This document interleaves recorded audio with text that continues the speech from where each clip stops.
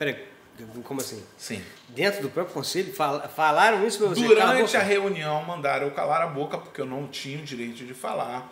Eu não gostaria que outras pessoas vivessem o que eu vivi. Ali foi traumatizante. Estão travando a evolução dessa cidade. Existe a necessidade de uma renovação imediata na política de Resende. Eu percebi uma coisa. Quando você quer mudar algo na sua cidade, sem estar dentro da política, você é visto por quem está comandando como uma ameaça. Como uma ameaça e como um baderneiro.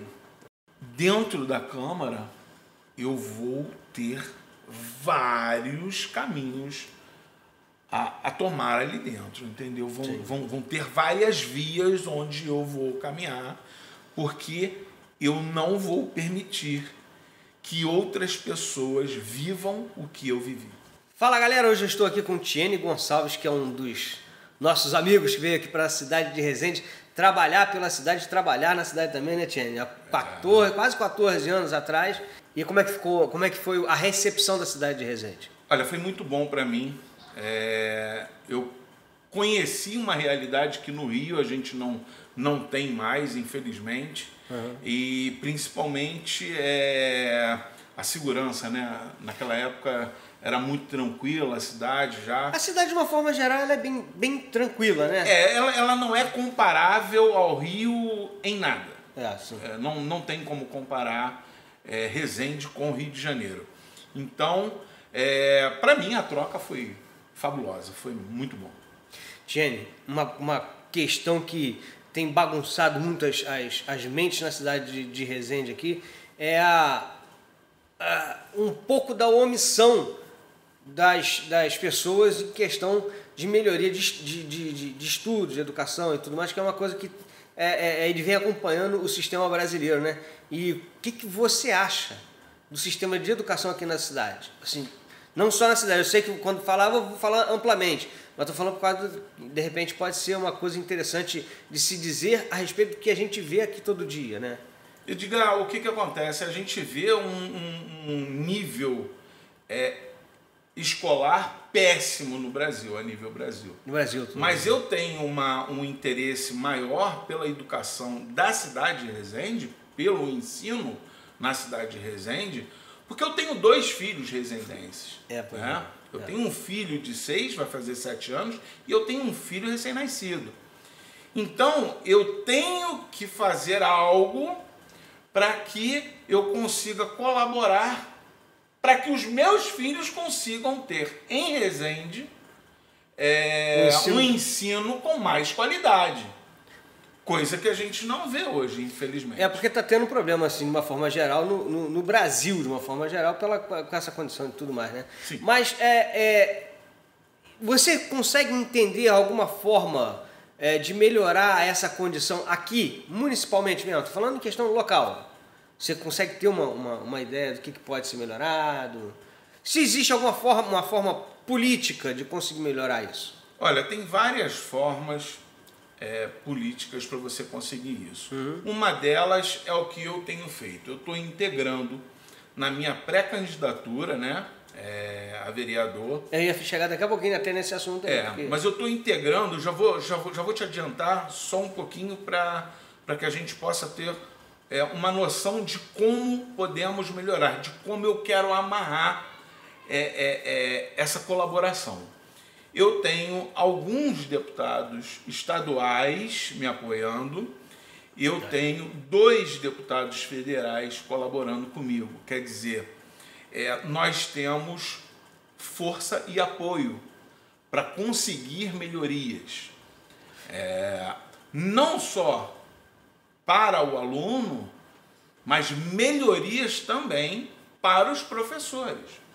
Porque isso, a hora que alcança um, alcança o outro também, né? Com certeza. São degraus que você sobe, que você galga e no fim convergem em um só. Entendi. Né? Que é a construção do jovem. Uma coisa que eu acho absurda é o seguinte: Resende tem um polo industrial nós temos indústrias. Sim. E os jovens são usados somente na produção.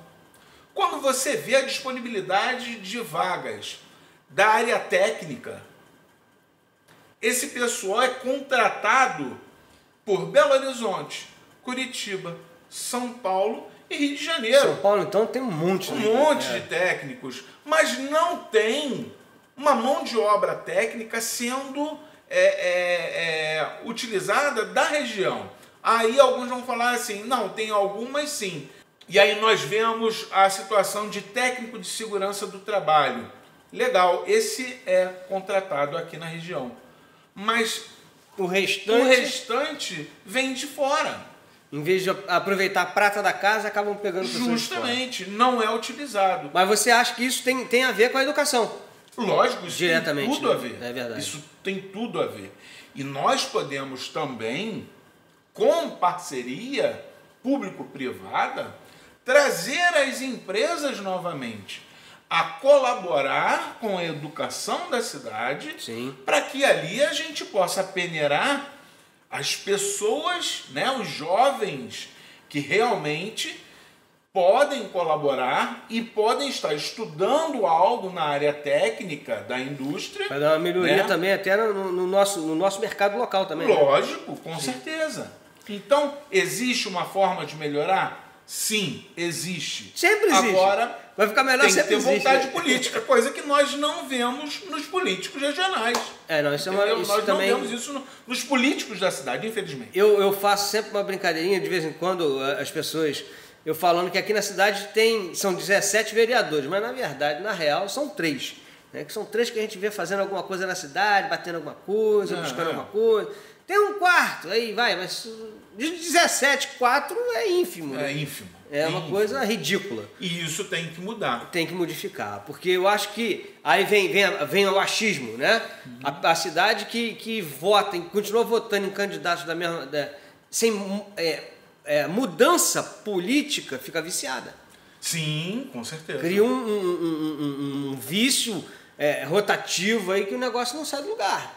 Não tem melhoria, não tem... Se você não renova, você cai no ostracismo. No ostracismo, pois é. Entendeu? Você cria esse ciclo vicioso. Exato. Que é, para mim, danoso à sociedade. Não, é extremamente prejudicial, com certeza. E eu acho que nas eleições, quando a gente fala sobre eleições, a mais importante é a municipal.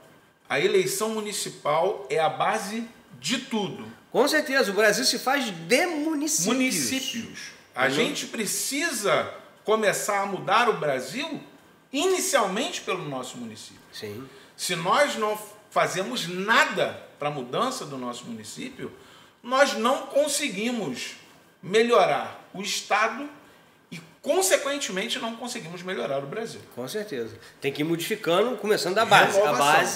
A base, nesse caso, sim, é o município. Renovar o município para poder renovar o Brasil, né? Até porque quando você consegue colocar bons vereadores e bons para trabalhar, bons prefeitos... Eu acho que o vereador, até me ajuda até para poder facilitar o entendimento das pessoas aqui.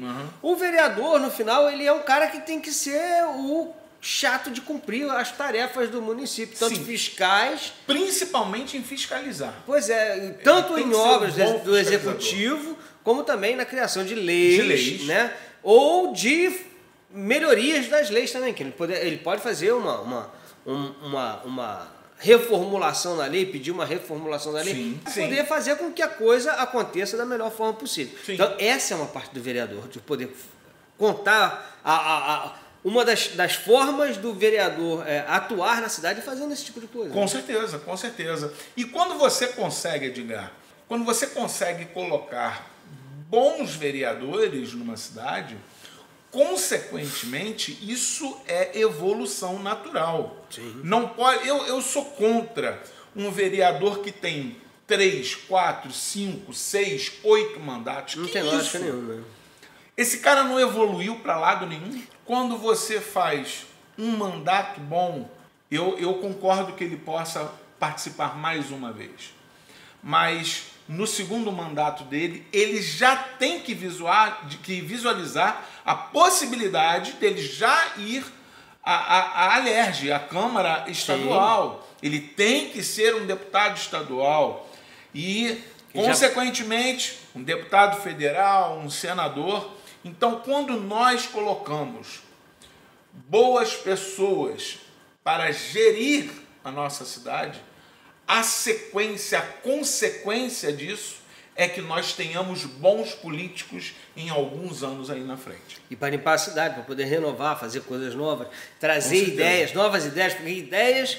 O mundo está cheio de novidades o tempo inteiro, né? Sim. Então, se não acompanha essas novidades, você cai naquela malha onde que você não sai mais do lugar. E as cidades, por sua vez, também acontece a mesmíssima coisa. A mesmíssima coisa. Porque ela não renova. Se não renovar, mantém aquela coisa do mesmo... Tudo bem que a mudança, às vezes, assusta as pessoas, né? Algumas pessoas, sim. Mas a mudança é extremamente necessária. Necessária. Se fosse tão bom a não mudança, a gente... Hoje ainda estaríamos na idade da pedra andando a cavalo e não é assim, buscando a caça com machadinho de bronze. E o negócio não é por aí. Não é por aí. Então, você vê o que é Resende hoje e vê onde Resende está. O Resende está num eixo entre Rio, São Paulo e sul de Minas. Privilegiadíssimo, né? Nós estamos numa região privilegiada. E olha como está a cidade. Alguns dizem a respeito do trânsito, não vou nem falar, porque isso daí vai gerar um problema, tá tudo errado, mas não vamos nem mexer nisso daí, não. O trânsito de Resende é outra um ninho de coisa mafagafo. Caótica. A gente está esperando que esperamos que alguém fosse fazer alguma coisa e ninguém fez nada, continuou tudo do mesmo jeito. Não, eu espero só que um engenheiro de tráfego venha fazer esse papel, né? De reorganizar o trânsito. Mas estão deixando, largaram lá, tá tudo largado do jeito que tá e tá aí do jeito que tá. E todo mundo reclama e todo mundo fica reclamando por nada, porque não renova, né? Você não renova. Vai falar com quem? Com um vereador que já tá aí 3, 4, 5, 6, 7 mandatos, 8 mandatos? Não vai fazer. Não vai, pode esquecer. Prefeito que não tem vontade de renovação, não vai. Mas porque temos um zelador. Tem um prefeito aí, uma boa pessoa, de uma família boa, são boas pessoas e tudo. A gente a gente não está aí pautando, falando mal da vida, dando valor à família, não tem nada a ver, e à pessoa diretamente. Pois é. Mas sim na função dele. Que está estagnado, estagnou, parou. Mas a saúde está bem. A saúde está bem. A saúde a gente tem que dividir em duas aí. A gente tem que dividir entre o atendimento emergencial. Que tá bom. Ok. Agora, nós temos também que ver a parte de ambulatório, né? A parte ambulatorial. E isso você vê aí pessoas com 5, 6 meses, 7 meses esperando uma vaga para ser atendido. E ninguém... Então, a saúde é boa? Não sei. A emergencial, ok. Mas a ambulatorial... E você passou por um problema aqui na cidade, que você teve uma síndrome muito problemática, que foi a síndrome de Guillain-Barré, né, cara? Em 2014 eu tive a síndrome de Guillain-Barré, né? Eu desenvolvi a síndrome de Guillain-Barré, onde eu necessitei, né, de atendimento, e eu fui atendido no hospital de emergência. Tive muitos problemas lá dentro. Se não fosse a minha família, a minha esposa diretamente, eu hoje não estaria aqui, entendeu? Eu sou uma pessoa extremamente grata a ela, porque se ela não tivesse brigado por mim, eu não estaria hoje aqui falando sobre pré-candidatura e falando sobre Resende, né? Sobre esses problemas que nós temos visto na cidade. De uma forma rápida e simples assim, até mesmo porque o pessoal vai ficar curioso saber. Sim. O que é uma síndrome de Guillain-Barré? A síndrome de Guillain-Barré é uma síndrome autoimune, onde você perde a bainha de mielina e a partir daí você começa a produzir uma proteína em exagero na sua corrente sanguínea. Você vem fazendo dormência, né, da ponta dos dedos, dos pés para cima. É uma doença que ela evolui de forma ascendente. E ao mesmo tempo que os dedos dos pés estão dormentes, os dedos das mãos também começam a ficar dormentes. Pelas extremidades, então. Pelas extremidades. E aí ela vem evoluindo até o ponto que você para completamente, que foi o meu caso. Eu fiquei tetraplégico, né? E chegou ao ponto de você perder a função de falar, porque você perde os movimentos peristálticos, a boca você não tem mobilidade, o olho fica regalado e aí você começa a perder as suas funções e entrar em falência, no meu caso, falência respiratória. Tanto é que eu fui para o CTI e tantas coisas aconteceram. E nesse tempo que você ficou paralisado, né? Em estado catatônico, por assim dizer, que você falou que ficou tetraplégico, porque possivelmente você não mexia baixo, não mais mexia nada. Né? E como é que foi a evolução na cidade aqui em questão desse tipo de...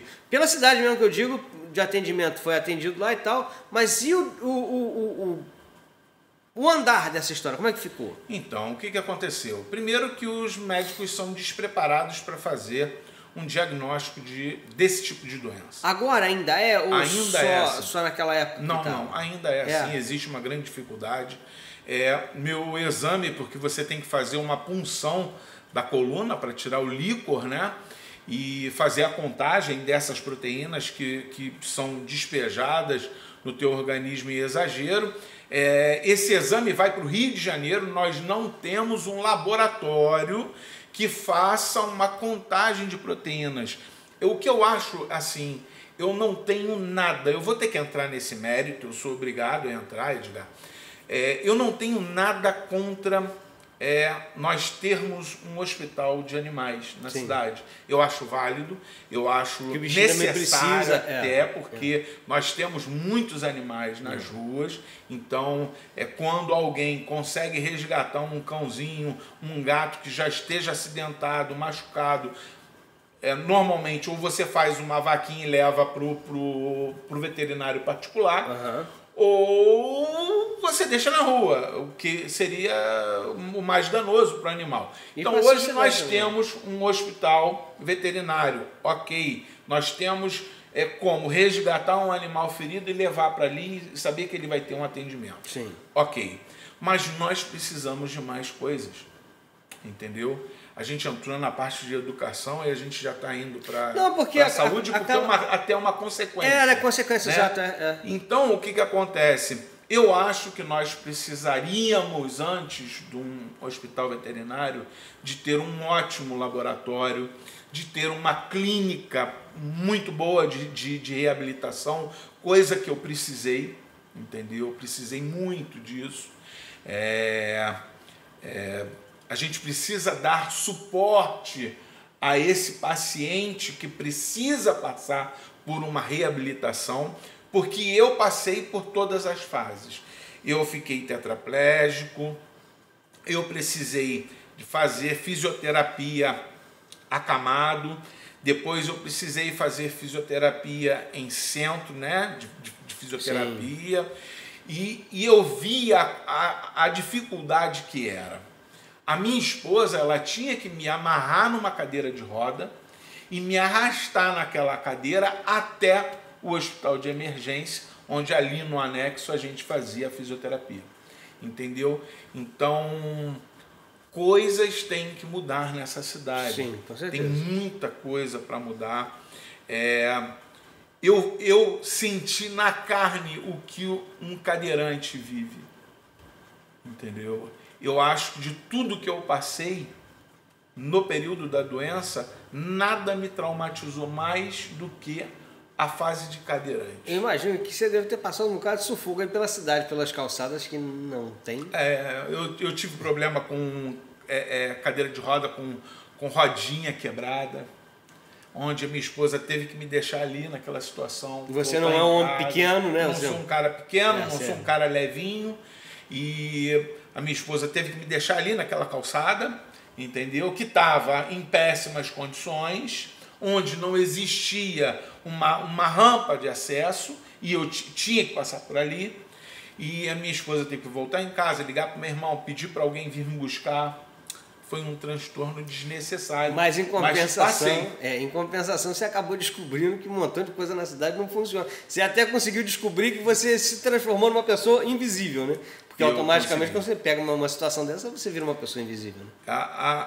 Eu vivi uma situação onde, nesse momento que minha esposa teve que voltar em casa para pedir ajuda para me retirar dali, né, o meu irmão, a minha chave, e aí a pessoa que está se reabilitando, a pessoa que está saindo de um período ruim de doença, como é a síndrome de Guillain-Barré, né? Eu posso mensurar o que eu passei, não posso o que o outro passou, mas o que eu passei foi muito ruim.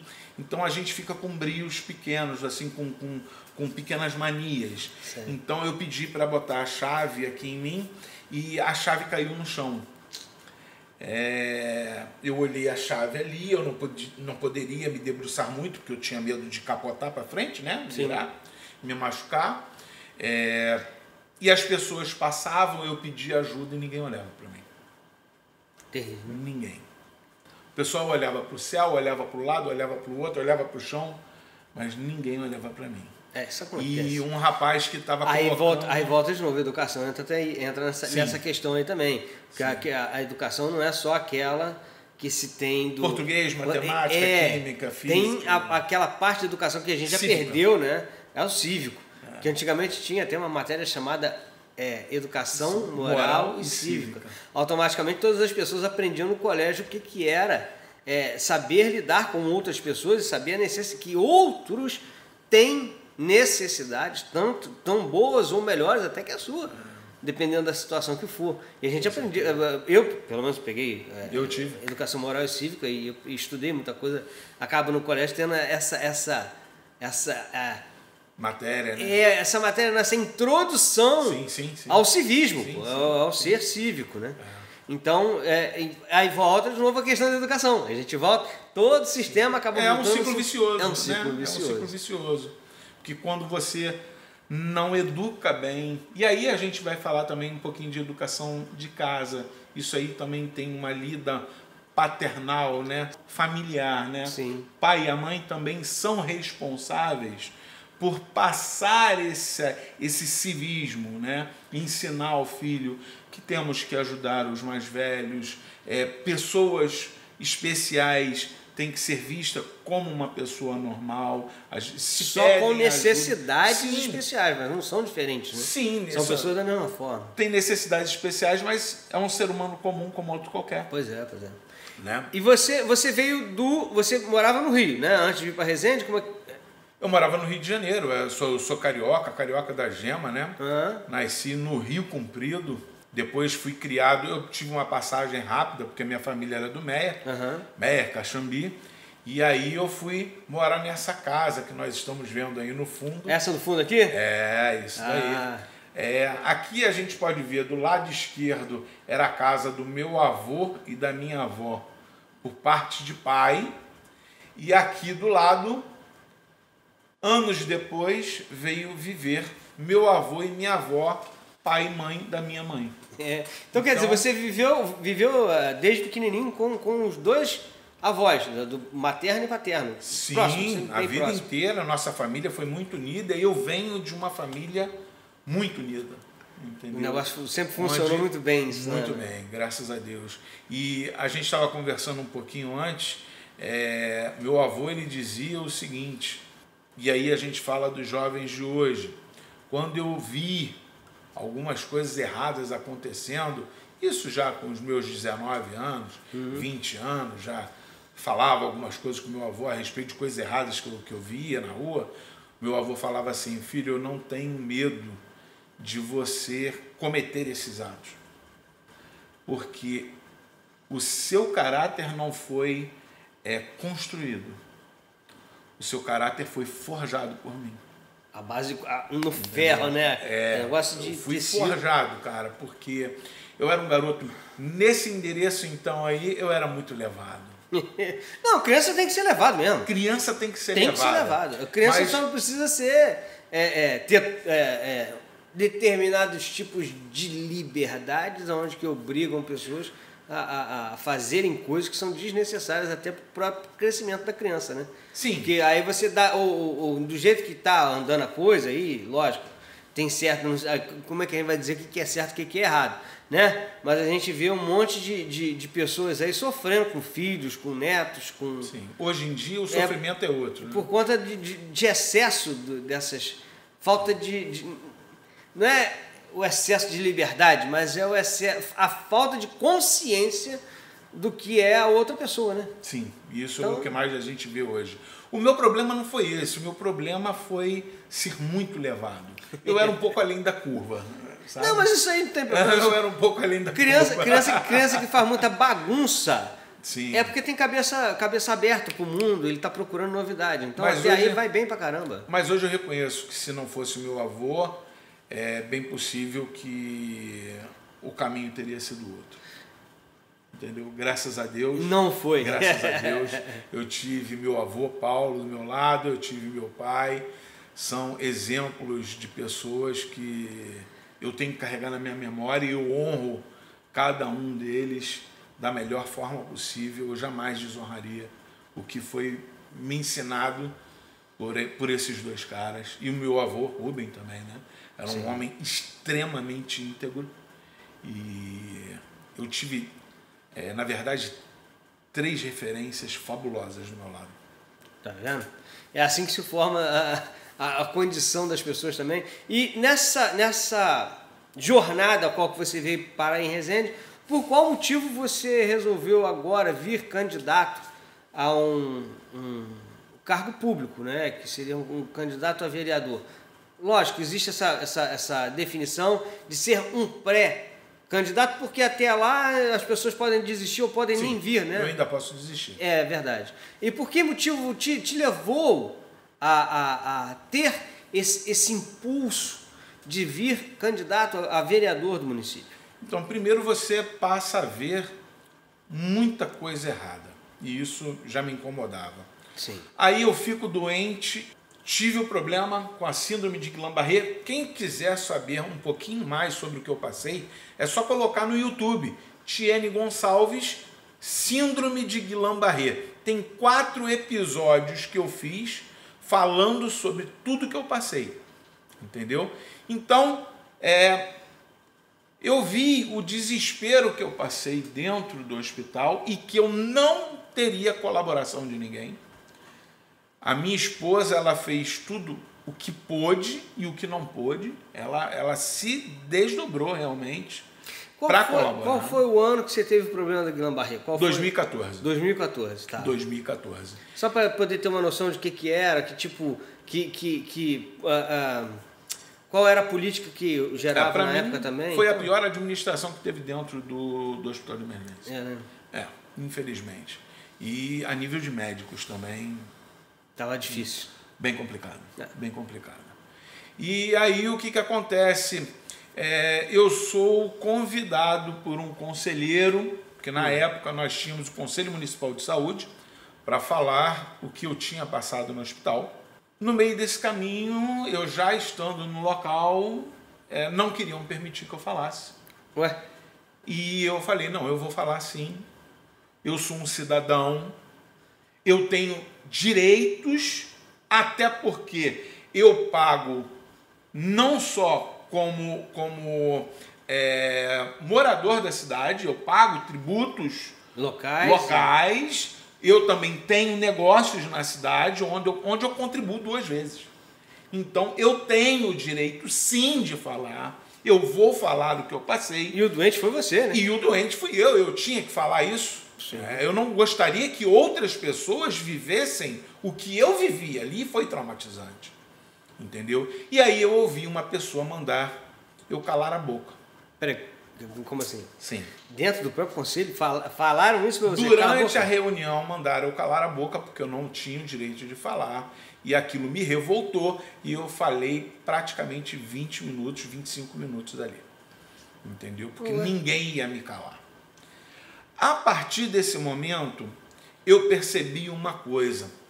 Quando você quer mudar algo na sua cidade, sem estar dentro da política, você é visto por quem está comandando como uma ameaça. Como uma ameaça e como um baderneiro.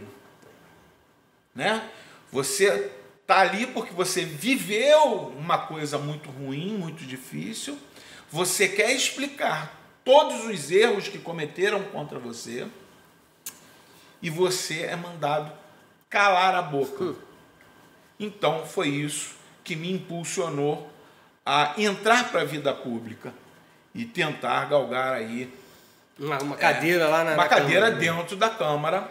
Porque aí você municipal. consegue uma ferramenta boa para poder trabalhar Sim. com os princípios e as necessidades do munícipe, né? Sim. E das pessoas, não só do munícipe, mas também do município de uma forma geral. De né? forma geral. O que acontece? Eu sou obrigado a ter um carro-chefe, uma linha bandeira, de ação. uma linha de ação. Mas dentro da Câmara eu vou ter vários caminhos a tomar ali dentro, entendeu? Vão ter várias vias onde eu vou caminhar, porque eu não vou permitir que outras pessoas vivam o que eu vivi. Não, com razão, né? Com certeza. Porque isso aqui não assim, não é necessário que ninguém tenha que passar por isso. Basta um pouco só de atenção e boa vontade e a coisa funciona também, né? Se as pessoas que estão comandando tivessem uma atitude um pouco mais humana, né, um trato com o cidadão mais humano, já seria 90% de tudo. Mas infelizmente a gente não vê isso. Infelizmente.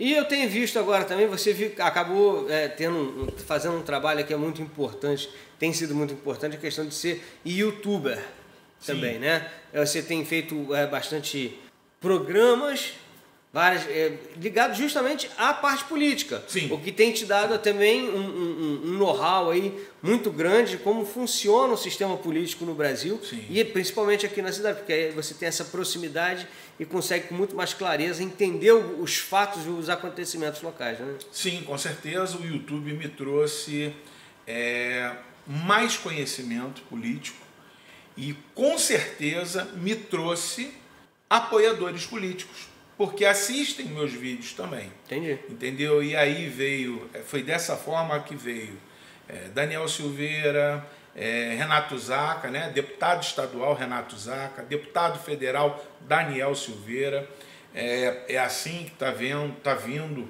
Alana Passos, e eu estou trazendo também um senador para me apoiar, mas aí isso ainda está em off, porque a gente está negociando como vai ser isso. Negociar, que eu digo, eu preciso de pessoas que estejam junto comigo por uma causa. Entendeu? Não existe essa pouca vergonha de ter transação de dinheiro. Isso é abominável que a gente vê na política nacional. Entendeu? Então, todas as pessoas que chegam próximos a mim são porque apoiam o que eu tenho falado e o que eu me proponho a fazer hoje pela cidade de Resende. São colaboradores meus. Se tiver alinhado com deputado federal, com deputado estadual, é muito mais fácil. Muito mais fácil, eu acredito. Antigamente você via uma grande dificuldade de vereadores terem acesso a deputados estaduais e a deputados federais. Existia dificuldade. Às vezes é até difícil até o vereador conseguir falar com o prefeito da cidade. Então para você ver, hoje não. Hoje eu consigo ter uma entrada com esse pessoal.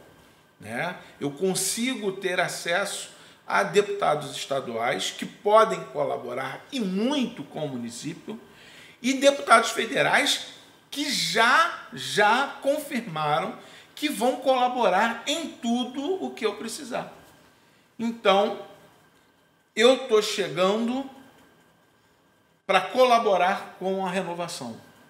Eu estou chegando para promover essa junção município, estado e federação.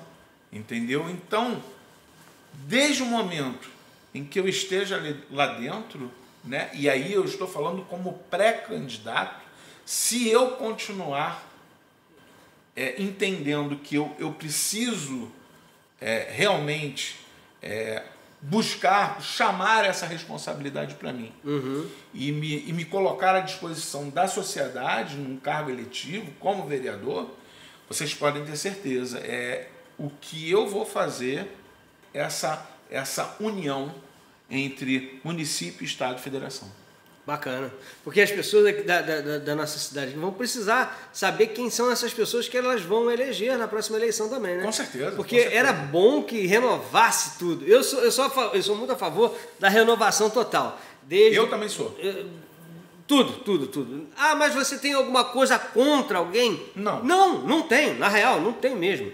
Mas eu acho que para a população é muito melhor quando se renova. Porque quando se renova, consegue trazer ideias novas e começa a implementar coisas novas na cidade. Com certeza.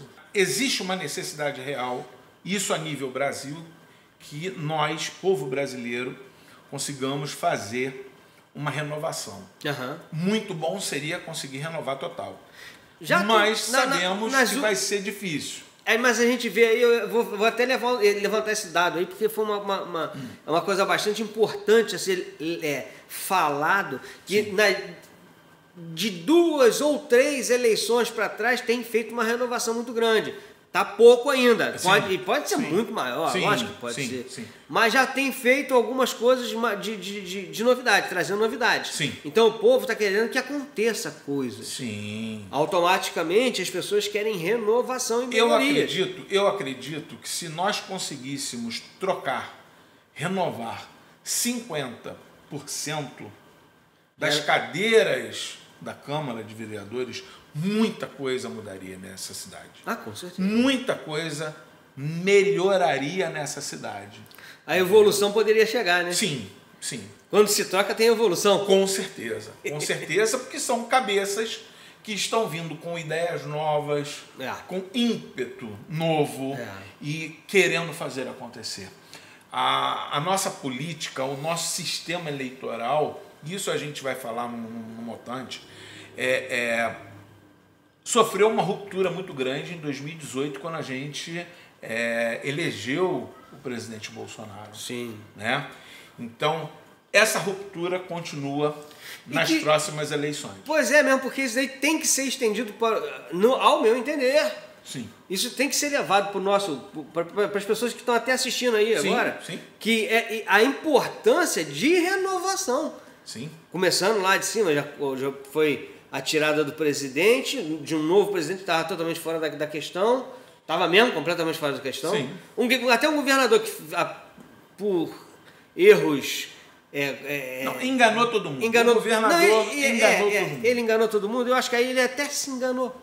Eu acho que ele até próprio se enganou. Mas, enfim, a gente não sabe como é que... Né? A gente tem uma ideia, uma vaga... ideia do que pode ter sido, o que pode ter acontecido. O que está acontecendo. A gente está bem... Enfim, é um país emparelhado. Sim. A gente pegou um país emparelhado. Não estou eximindo de culpa e nem estou condenando ninguém, nem presidente, nem governador. Não é isso, não. Só estou falando que eles pegaram uma situação estragada. O país está numa ladeira. Estava de ladeira abaixo. Agora está menos um pouco, né? Com certeza. Mas ainda tem ladeira para descer. Tem. Infelizmente, até 2022 ainda tem um pouquinho de ladeira para descer. Mas agora o que a gente pode consertar de imediato é o município. Sim. Que é onde que a gente mora. Isso é a base, né, cara? A gente tem que renovar a base. A gente já começou com uma mudança em cima, que foi a presidência, e agora a gente tem que começar a alicerçar as bases. Não só a presidência, como uma leva muito grande nós temos deputados estaduais, federais. Existiu uma mudança a nível estadual e federal. Né? Agora tem que ser municipal. Nós temos que fazer uma mudança municipal. Porque ela será muito importante. na melhoria do país de uma forma geral. Né? Com certeza. E você quer saber quem é o cara que você vai votar? Dá uma olhadinha, não agora, nas redes sociais dele. Dá uma olhadinha há 3 anos atrás, 4, 5 anos. Vê o que ele pensava para o país dele. É a partir daí que você vai começar a entender em quem você vai votar. Se você tem uma pessoa pré-candidata já a algum cargo eletivo, fuça lá as redes sociais dele, 4, 5 anos atrás, e vê o que ele pensava para o Brasil, vê o que ele achava correto, o que ele pensava sobre mudança, o que era uma mudança para ele. Tá? E aí você vai conseguir ter certeza em quem você vai votar. Existe aquela máxima nas cidades que os cargos eletivos têm por obrigação dar alguma coisa para alguém. Não. E não, porque se ele te der alguma coisa, ou se der alguma coisa para algum parente seu, ele está te comprando pela corrupção. Então, quando é uma pessoa que tem um cargo técnico, não, tudo bem, que a pessoa faz algum trabalho específico e está indo para fazer um trabalho específico, a gente consegue entender. Sim. Agora, dinheiro pelo dinheiro, agora poder pelo poder, já não está rolando mais, né? Você quer ver uma coisa que ficou viciosa nessa coisa da eleição? Uma pessoa me procurou e falou assim, Tiane, você é pré-candidato, né? Eu falei, sou pré-candidato. Quando você se tornar um candidato e precisar de alguém para distribuir santinho na rua, você me fala. Eu falei, por quê? Não, porque a minha filha está precisando trabalhar e vai ser bom que aí você dá uma merrequinha para ela lá por dia. Eu falei, não vai ser por aí não. O trabalho da eleição agora é outro, né? É outro. Quem entrar com muito dinheiro no mercado é porque está fazendo alguma coisa que não está muito correta. Você quer saber quem é o seu candidato? Procura saber quanto que ele está entrando na campanha dele. Se ele botou ali, numa campanha de vereador, 500 mil, 1 milhão, 2 milhões, 3 milhões de reais... Pode ter certeza, tem coisa muito errada por trás desse cara. Ele está fazendo tudo muito... Olha só, se uma pessoa entra com um valor dessa natureza aí, dessa quantidade de dinheiros que foi falado só aí... pensa numa coisa, ele vai restituir esse dinheiro trabalhando como vereador em 4 anos? É só você pegar o salário integral, sem os descontos, porque tem muito desconto, porque o salário é alto. Então, automaticamente, os descontos também são altos. Sim. Até aí tudo bem. Faz o cálculo. 1 vezes 12 vezes 4, que são 4 anos, 12 meses. Então ele vai receber durante um mês. Não é isso? Então vai R$1.000 vezes 12 meses, sai 12 mil reais, vezes 4, entendeu? 48. Então a gente faz uma ideia de 48 mil reais. Isso é uma ideia.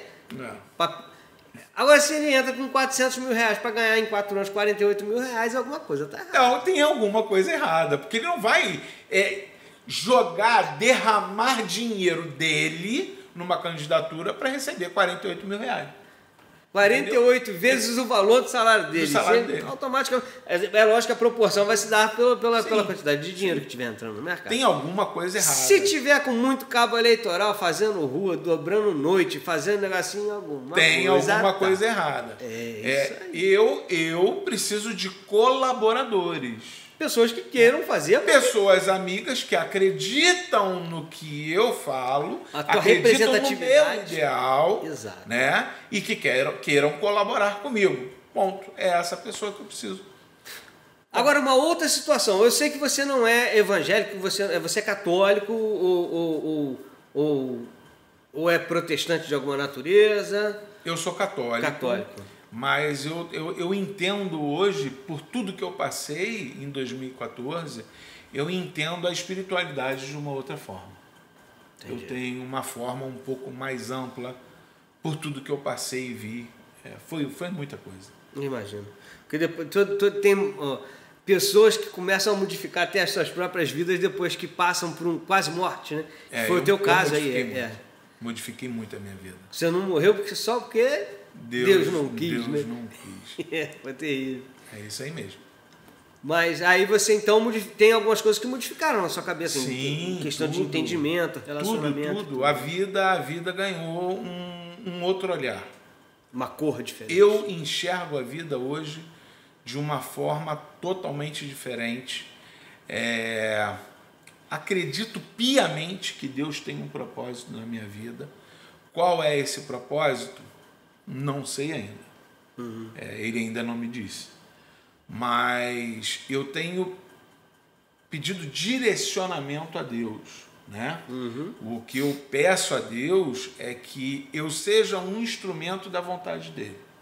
Então, se essa pré-candidatura se tornar uma candidatura, vamos em frente. Certo. Se lá na frente Deus analisar alguma coisa e tiver que me livrar, que assim seja também. Ok, tá tudo bem.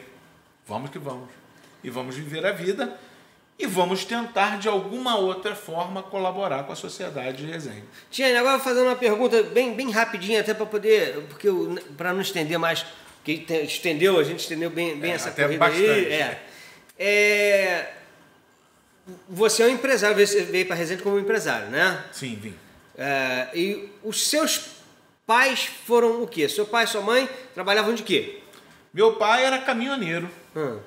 Um cara que saía 10 para as 4 da manhã de casa, chegava 8, 9 horas da noite. Às vezes não voltava porque ele fazia viagens, levava 3, 4 dias fora de casa. Minha mãe do lar, mas uma guerreira que eu nunca vi uma pessoa como ela. Tamanho de determinação. Assim, em determinação, hoje eu vejo minha esposa. Em 2014 eu vi como ela fez e é o que a minha mãe faria pelo meu pai, entendeu? Entendi. Então eu reconheço isso. Minha esposa ela é uma pessoa fora da curva hoje, entendeu? Ela é meu porto seguro. Teu porto seguro. Ela é meu porto seguro. E da mesma forma, minha mãe era o porto seguro do meu pai. Então, passamos muitas dificuldades ali início da década de 80. Eu acho que todo brasileiro passou um pouco de dificuldade. E eu vi minha mãe trabalhando pra caramba, muitas vezes ganhava mais do que meu pai nos trabalhos que ela fazia, porque ela era artesã, ela fazia tricô, ela fazia roupa de tricô para manter uma segunda renda para dentro de casa. E foi isso, eu vi 2 batalhadores dentro de casa. E teus avós, o que eles faziam? Vamos lá, avô paterno. Meu avô era mecânico, minha avó era do lar, né? Minha avó Belina, que vive hoje comigo, 92 anos de idade. Que bacana. Né? Eu assumi a responsabilidade da vida da minha avó após o falecimento do meu pai, em 2009. E meu avô materno era funcionário da rede ferroviária brasileira, né? A rede ferroviária federal brasileira. E minha avó também do lar, mas uma guerreira, uma portuguesinha que era uma guerreira também. Então eu tive ótimas referências familiares. Se o Claudio Rossi, se soubesse disso, ele tinha nosso amigo historiador aí. Eles deveriam se conhecer. Possivelmente. Com certeza. O pai do Claudio Rossi também era o chefe das linhas férreas aqui que vinham de São Paulo para o Rio de Janeiro. Ele que também dominava todos os terminais, entroncamentos, aquele negócio todo. E tinha reunião 2 funcionários aposentados. Todo mês eles se reuniam na Central do Brasil. Uma vez por mês eles se reuniam para fazer um almoço. Bacana. É o estilo família de antigamente, né? Com certeza. Eram as empresas mais familiares que isso, impossível, né? Impossível. E o legal é que eles perpetuaram isso. Né? Que hoje alguns filhos frequentam essas reuniões.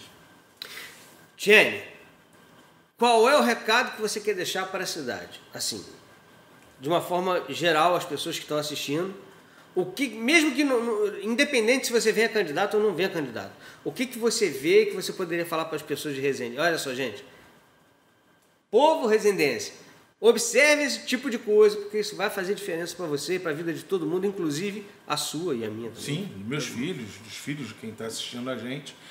Eu só queria que o pessoal da cidade se atentasse realmente para onde está caminhando a política dessa cidade. A gente vê uma cidade que não evolui, nós vemos uma cidade que está num eixo importantíssimo, mas que não desabrocha. E não desabrocha porque estão travando a evolução dessa cidade. Então, eu acho que existe a necessidade de uma renovação imediata na política de Resende para que essa cidade comece a caminhar para um futuro promissor. Entendeu? Porque temos espaço para isso. Nós temos uma cidade, um potencial fabuloso para nos tornarmos referência nessa região. No estado. Entendeu? No estado. Não só na região, mas no estado do Rio de Janeiro também. Sim. Entendeu? Então, eu acredito que se a população se atentar e escolher bem os seus representantes, porque tudo o que estamos colhendo a nível nacional são erros que nós cometemos. Nós cometemos erros, elegemos pessoas erradas e caímos num ciclo de erro que vem fazendo looping. E a gente não vem tendo a possibilidade de acertar. Eu acho que essa possibilidade chegou, o momento é esse.